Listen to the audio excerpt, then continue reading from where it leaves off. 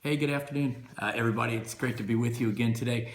Um, in the past, I've talked a little bit about Passers and how that group was inspired by, we were encouraged by other community leaders when problems were identified, and our response to that was to develop a professional trade association, begin to address the issues.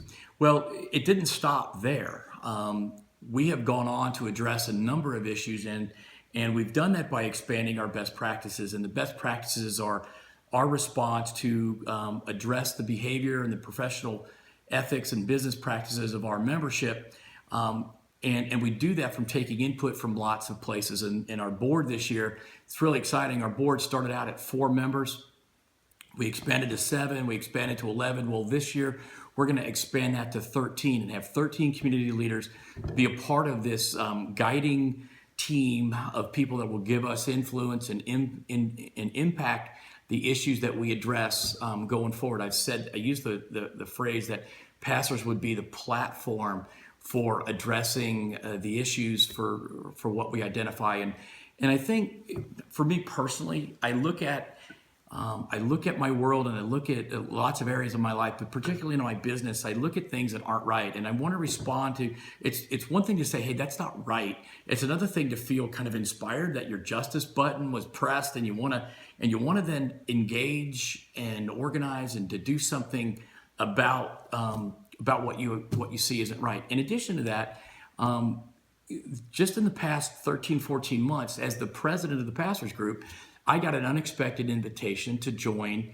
a task force that's housed out of the Attorney General's office, and it is chaired by the medical director of the Department of Health Services Aging Programs. And one of the high-ranking Attorney General's office attorneys is on that committee with a lot of other state folks and city representation.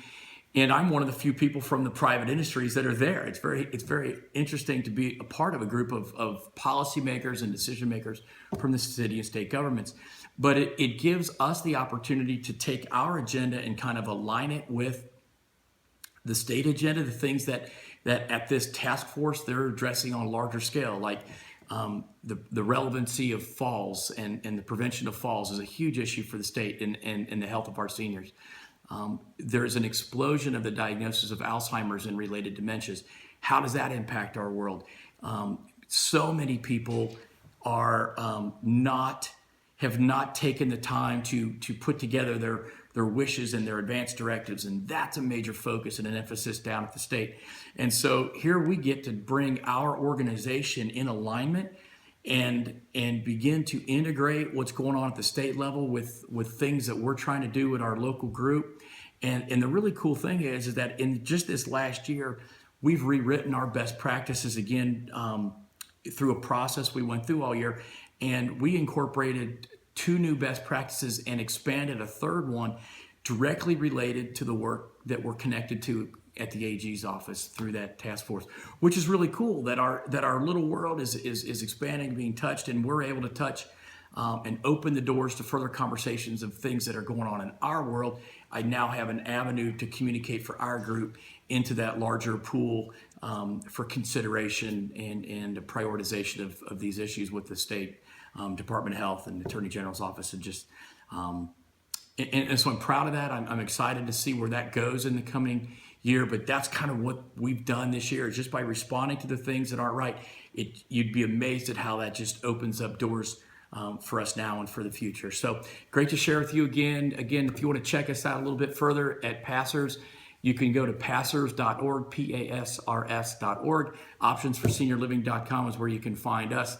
Great to share with you today. Have a good afternoon. Thanks.